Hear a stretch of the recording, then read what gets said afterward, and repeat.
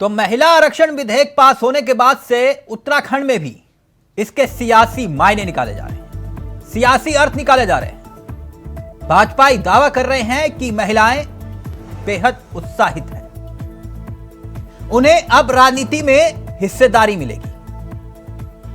मगर क्या वाकई ऐसा है?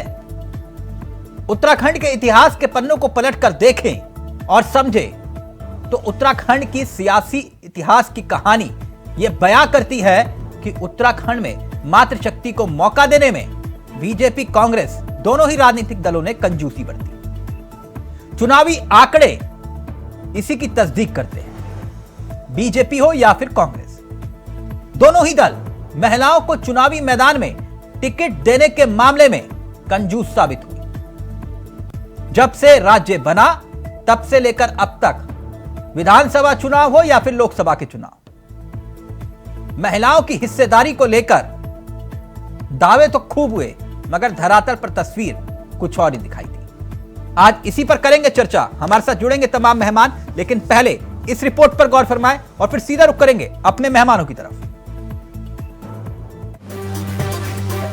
केंद्र में एनडीए सरकार ने भले ही 33% महिला आरक्षण विधेयक को अब कानून का स्वरूप दे दिया हो, लेकिन राज्य में अभी भी महिलाओं को राजनीति में बराबरी का दर्जा नहीं मिल पाया है। और ये हम नहीं बल्कि राज्य में सियासी दलों के द्वारा चुनाव में महिलाओं को दिए गए टिकट के आंकड़े बता रहे हैं। उत्तराखंड में लोकसभा चुनाव में महिलाओं को टिकट देने की परंपरा बीजेपी ने 2012 में टिहरी गढ़वाल सीट के उपचुनाव से शुरू की।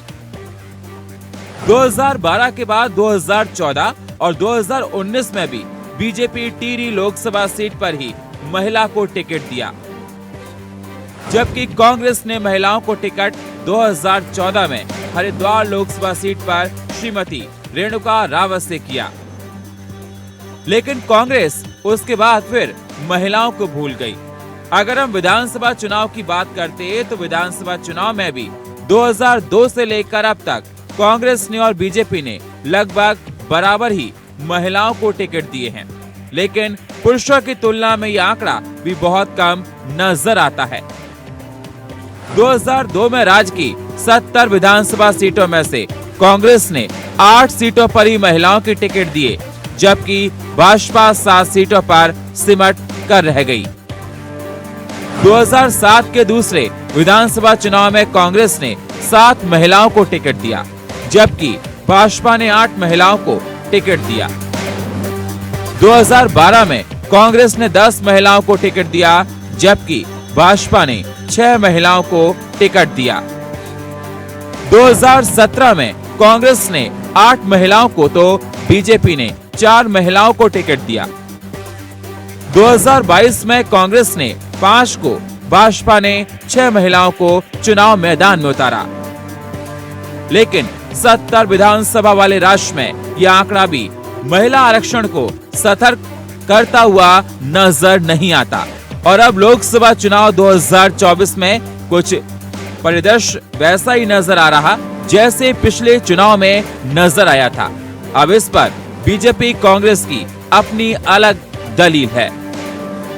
महामहिम राष्ट्रपति महोदया द्वारा महिला आरक्षण बिल पर हस्ताक्षर करने के बाद अब ये कानून बन गया है और इसके लिए हम माननीय प्रधानमंत्री श्री नरेंद्र मोदी जी को हार्दिक बधाई देते हैं, क्योंकि उनके प्रयासों से ही पिछले कई दशकों से लंबे चल रहा ये बिल आज कानून के रूप में हमारे सामने है। जहाँ तक उत्तराखंड का सवाल है तो उत्तराखंड में भारतीय जनता पार्टी और सरकार दोनों ही इस बिल को लेकर बहुत उत्साहित हैं। महिला आरक्षण विधेयक में सरकार ने, भारतीय जनता पार्टी ने महिलाओं के हितों में कुठाराघात करने का काम किया है।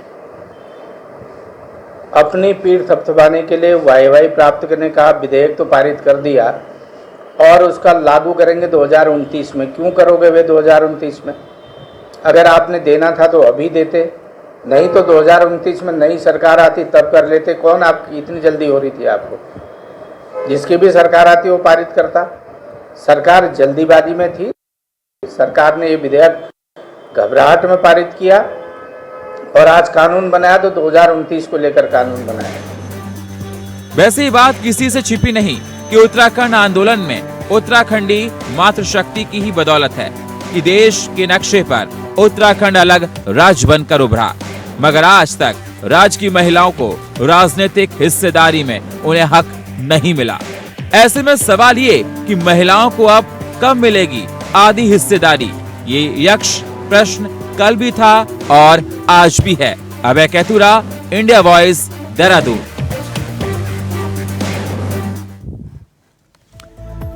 तो 24वें नारी वंदन आखिरकार किसकी मनोकामना होगी पूरी?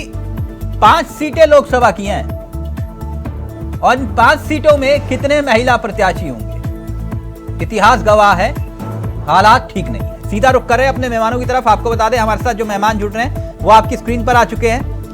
कमलेश उनियाल जी इस कार्यक्रम का हिस्सा बन गए हैं, बीजेपी के चेहरे।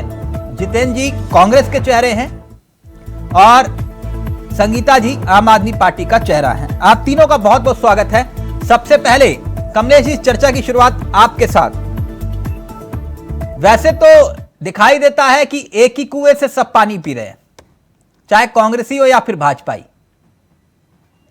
इतिहास तो इसी बात का गवाह है कि महिलाओं को टिकट देने के मामले में कंजूस आप भी रहे और जितेंद्र जी की पार्टी भी। लेकिन इस बार दबाव राजनीतिक रूप से सबसे ज्यादा आपके ऊपर है, क्योंकि मोदी जी कह रहे हैं महिलाओं को उनका हक मिल रहा है। तो उत्तराखंड में कुछ उम्मीद करें या फिर वही ढाक के 3 पात? बिल्कुल, जो हमारे प्रधानमंत्री नरेंद्र मोदी जी ने महिला सशक्तिकरण और महिला उत्थान के लिए चाहे लोकसभा हो, राज्यसभा हो, विधानसभाओं में 33% आरक्षण जो आज माननीय राज्यपाल माननीय राष्ट्रपति जी ने जो सिग्नेचर किए हैं, तो ये कानून बन गया है।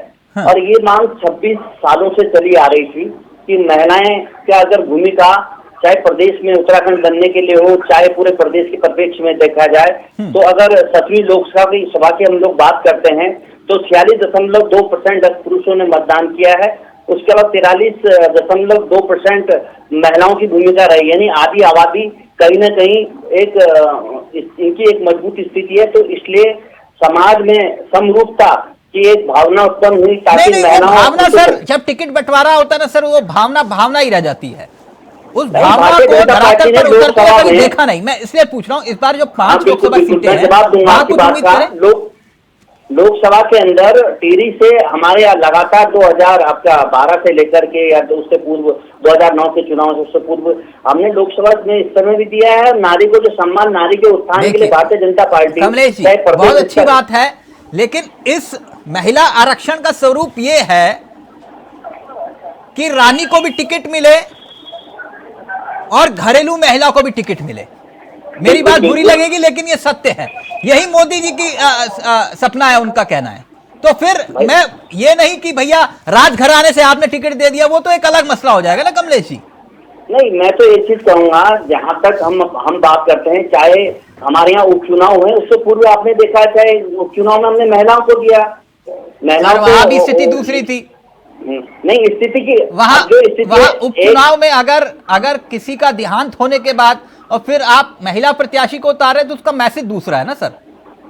मैसेज इसके अलावा पंचायत के अंदर खंडूरी जी ने 2006 के अंतर्गत आपका संज्ञान में होगा, राजा जानगर के हिसाब से जो स्थिति है 2000 जब खंडूरी जी के कार्यकाल में 50% पंचायत के अंदर आरक्षण का देने का काम भी भारतीय जनता पार्टी ने किया है। आप ये कह रहे हैं कि 3 सीटों पर, लोकसभा की सीटों पर महिला दिखाई दे सकती हैं, आप ये कह रहे हैं? बिल्कुल, सांसद यदि अभी हमने कल्पना सैनी जी को राज्यसभा से सांसद भेजा है, ये भी तो आप देखिए। नहीं, आपकी बात ठीक है, तो आप ये कह रहे हैं ना 3 लोकसभा सीटों पर महिला प्रत्याशी हो सकती हैं? बिल्कुल होंगी, जो अब नियम बन गया है, कानून बन गया, उसका पालन करेंगे। 5 में से 3 पर महिला प्रत्याशी हो सकती हैं। अब वो स्थिति है, जो आंकड़े बनेंगे जिस हिसाब से जो आरक्षण की स्थिति होगी उस हिसाब से ठीक। अभी मैं आरक्षण वाली स्थिति पे भी आऊंगा, लेकिन जितेंद्र जी सुना आपने कमलेश जी कितनी बड़ी बात कह रहे हैं कि 5 में से 3 चेहरे महिला हो सकते हैं, कोई बड़ी बात नहीं है। आपके यहाँ कुछ प्लान बन रहा है? परिवार को छोड़ के किसी को टिकट देने का मौका कुछ सोच रहे हैं आप? अगर सब कह रहे हैं कि 5 में से 3 सीटें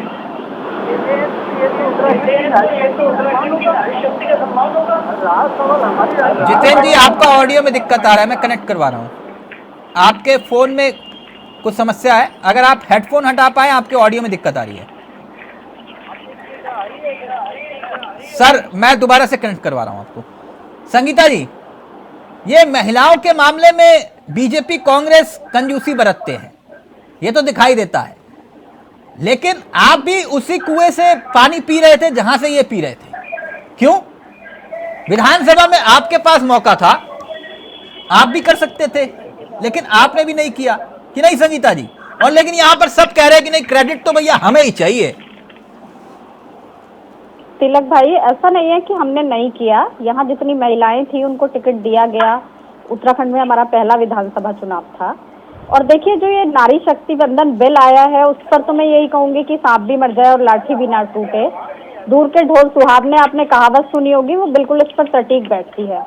क्योंकि आ तो गया, लेकिन ये कब मिलेगा, कैसे मिलेगा, इसमें अभी दूरगामी परिणाम है तिलक भाई, पता ही नहीं है। क्योंकि अभी मेरे भाई बैठे हुए हैं, वो ही नहीं बता पाएंगे कि ये हमें कब मिलेगा। कौन? कमलेश जी? जी बिल्कुल, बता देना ये कि संगीता शर्मा को इसका लाभ कब मिलेगा। मेरी और बहनें बहुत बेसब्री से इंतजार कर रही है, देश की आधी आबादी, उनको इसका लाभ कब मिलेगा। मैं पूछ लेता हूँ आपके सामने। कमलेश जी ये कह रहे हैं बीजेपी वालों को ही नहीं पता कि कब लागू होगा। अरे, भारतीय जनता पार्टी ने नारी के सम्मान में जो कार्य किया है, चाहे आरक्षण के मुद्दे पर बात करें, 30%, चाहे क्षतिज आरक्षण की हम लोग बात करते हैं नौकरी के क्षेत्र में, बता दीजिए ये जो बिल आया है, तो उन लोगों को लाभ मिला है मिलेगा। अब ये कानून आ गया है तो आने वाले टाइम पे इसका लाभ मिलेगा। अब नहीं, आने वाले टाइम में मतलब कब? वो ये आने वाला वक्त कब, यही तो पूछना चाह रही मैं। उस दिन तक मैं इंतजार करूंगी। कानून बन गया है, कानून में आज माननीय राष्ट्रपति महोदय जी ने साइन कर दिए हैं। बहुत सारे बने, एनआरसी भी बना, अरे 2000 के लिए भी बना, वो वापस लेना पड़ा। कानून तो बहुत बने कमलेश भाई, लेकिन लागू बिल्कुल देता हूँ, कब होगा धरातल पर, ये मेरा प्रश्न है। पहली जो आवाज देवगढ़ सरकार ने 1996 में इस कानून को बनाने के लिए देवगढ़ सरकार ने प्रयास किया, लेकिन कुछ नहीं हुआ। 1993 में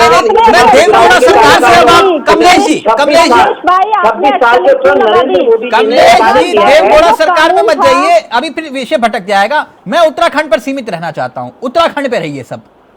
कमलेश जी एक मिनट, संगीता जी अपनी बात पूरी करें, फिर जितेंद्र जी हमारे साथ जुड़ रहे हैं। मैं उत्तराखंड से ही हूँ तिलक भाई, मैं इनसे कमलेश भाई से इसीलिए पूछ रही हूँ कि इसका लाभ मुझे कब मिलेगा, 2024 के लोकसभा में मिलेगा? अभी जो कानून की स्थिति है, कानून जो बन गया है, भाजपा की नियत होती तिलक भाई, और उन्हें देना होता तो वो कानून को जैसा 2010 में था वैसा लेकर ना लगाते। एक मिनट जितेंद्र जी को चर्चा में ले आओ, एक मिनट। जितेंद्र जी, अब मेरी आवाज आ रही है आपको? जितेंद्र जी आपको आ रही मेरी आवाज? हाँ सर, अब आ गई आपकी आवाज। ठीक है सर। ये कह रहे हैं कि टिकट हम देंगे, 5 में से 3 टिकट, अगर मौका मिलेगा तो चौका मारेंगे।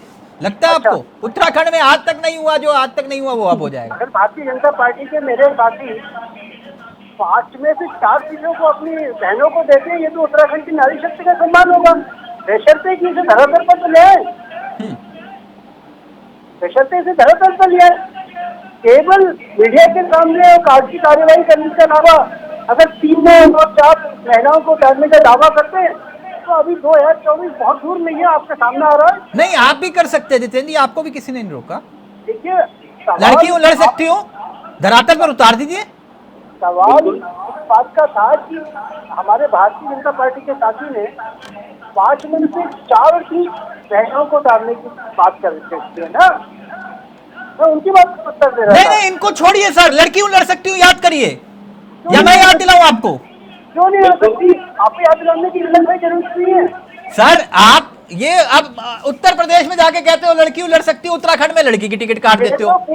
एक मिनट जितेंद्र जी, यही लड़की लड़ सकती हूँ का नारा मध्य प्रदेश, छत्तीसगढ़ और राजस्थान में जगा के दिखाओ, तब मैं मानूंगा कि हाँ ये बात हुई। जहां जीत नहीं सकते वहां कहते 40 की बजाय 100 कर दो कोटा।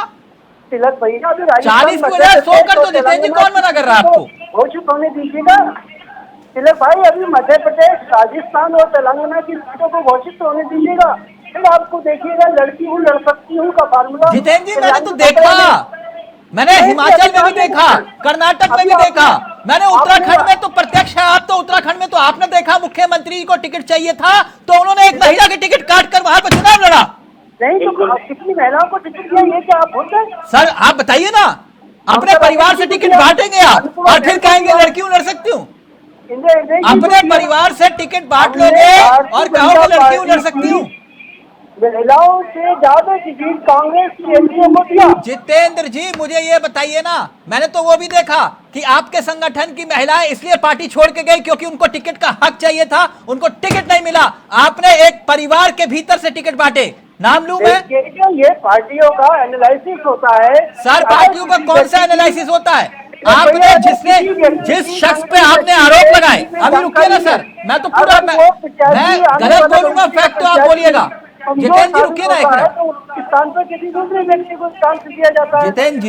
जितेंद्र जी जिस व्यक्ति पर आपने आरोप लगाए सार्वजनिक रूप से, अब रुक जाइए ना, एक मिनट रुकिए ना, एक मिनट रुकिए। आप कह रहे हो ना महिलाओं के सम्मान में आपने कितने टिकट बांटे, मैं असलियत बता रहा हूँ। छोड़ दीजिए कि मुख्यमंत्री जी ने अपनी बेटी को टिकट दिलवाया नहीं दिलवाया, वो छोड़ दीजिए उस बात को। मैं एक मिनट नहीं, उससे बड़ा बता रहा हूँ, उससे बड़ा उदाहरण बता रहा हूँ, उससे बड़ा उदाहरण जिसे आप काट ही नहीं पाएंगे।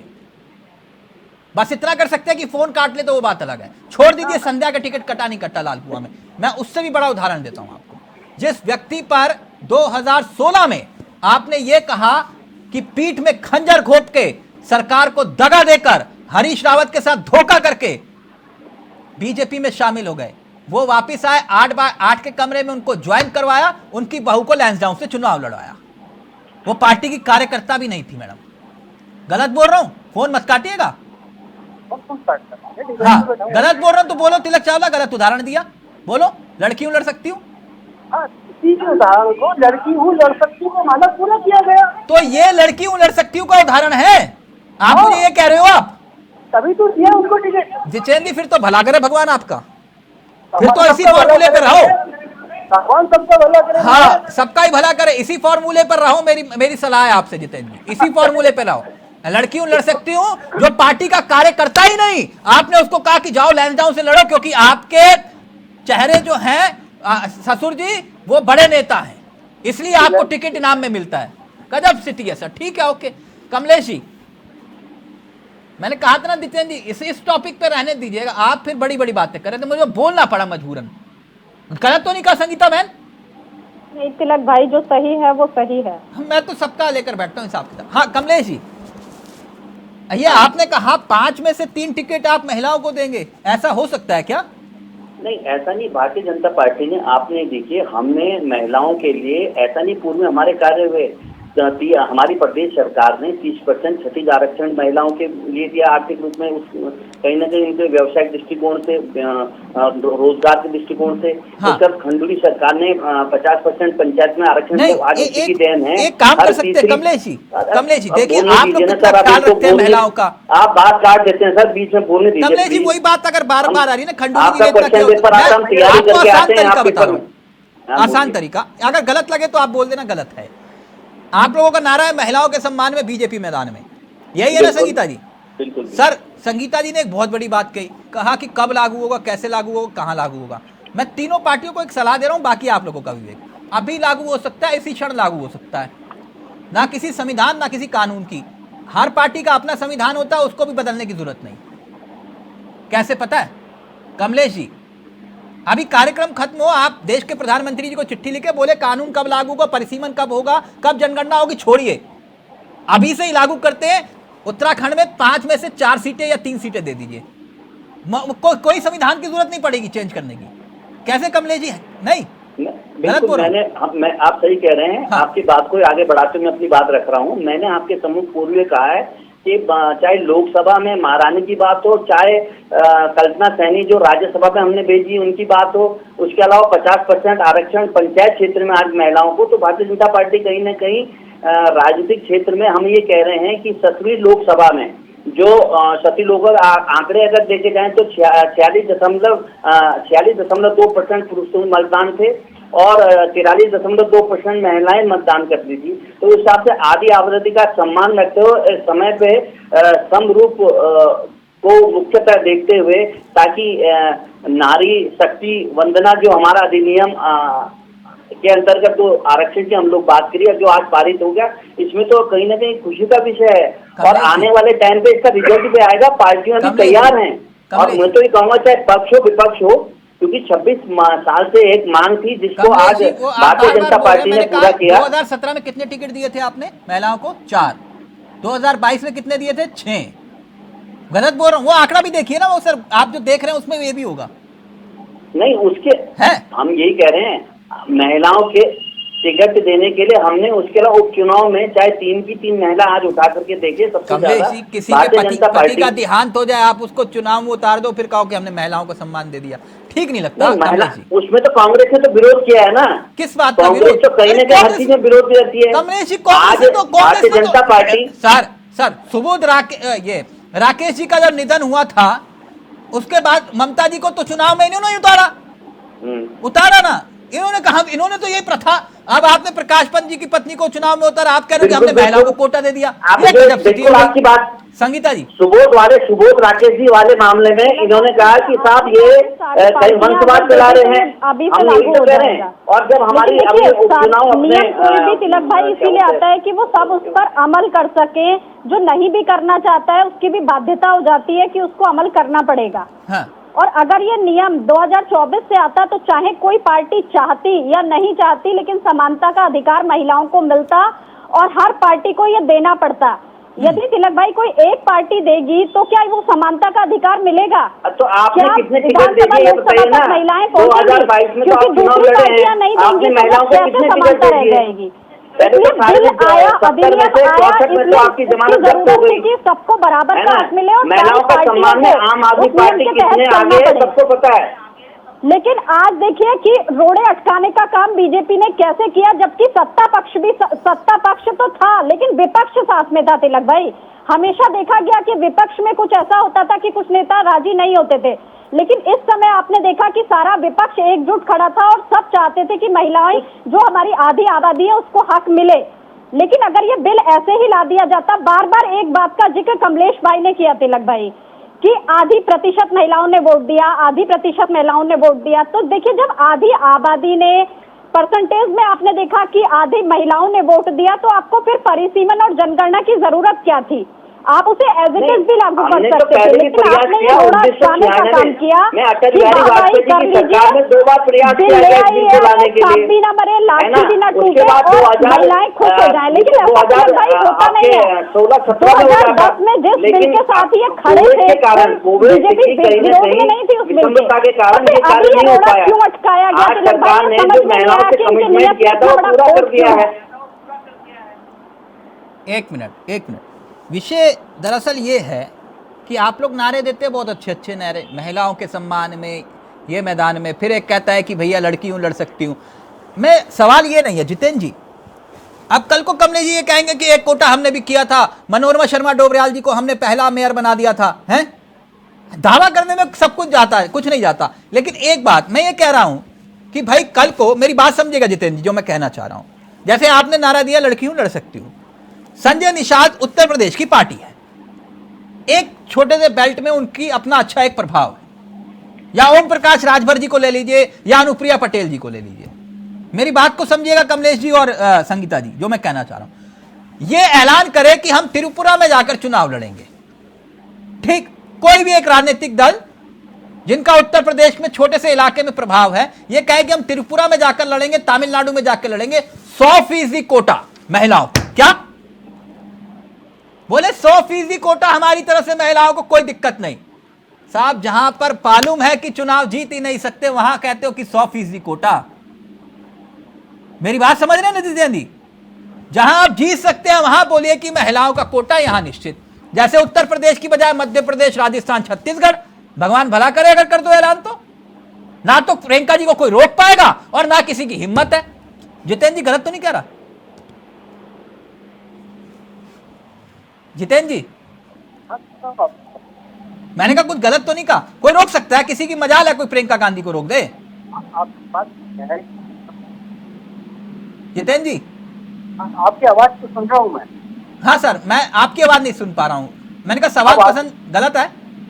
आपको मेरी आवाज आ रही है सर? हाँ सर, आपकी आवाज आ रही है। क्या हुआ जितेंद्र जी? आपकी आवाज सुन रहा हूँ मैं। हाँ, मैंने कहा कोई प्रियंका गांधी को रोक सकता है कांग्रेस में? अगर प्रियंका जी ने ये ऐलान कर दिया कि गहलोत जी रोक लेंगे या भूपेश वगैरह रोक लेंगे, कोई रोक सकता है क्या? उत्तराखंड में हरीश रावत जी भी नहीं रोक पाएंगे। जहाँ नीतिगत बातें हैं वहाँ सबको स्वीकार करनी पड़ेगी। हाँ जहाँ नीतिगत बातें होती है वहाँ सबको स्वीकार करना चाहिए। हाँ हाँ, तो मांग करते हैं ना आप किस विषय की मांग? कि महिलाओं को टिकट दो मध्य प्रदेश, छत्तीसगढ़, राजस्थान में। आपसे तिलक भैया मैंने कहा कि मध्य प्रदेश, राजस्थान, तेलंगाना की अभी कांग्रेस की लिस्ट तो आने दीजिए आप। जब वहाँ की लिस्ट आएंगी तभी तो आप इस विषय को उठाएंगे सर। अभी मध्य प्रदेश, अच्छा, उत्तराखंड में जैसे कमलेश जी ने कहा एक बड़ी बात कि 5 में से 3 अगर महिलाएं लड़ जाए तो बहुत बढ़िया है। कमलेश बहन अच्छी बात कह रहे हैं। हाँ, आप भी कुछ कह दीजिए। मेरे हिसाब से तो ब्रह्मा विष्णु महेश सरस्वती लक्ष्मी पार्वती उत्तराखंड तो देवभूमि है।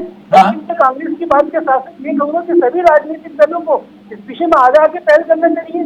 जिससे तो आप भी मांग कर सकते हैं ना कि 3 महिलाओं को टिकट दो।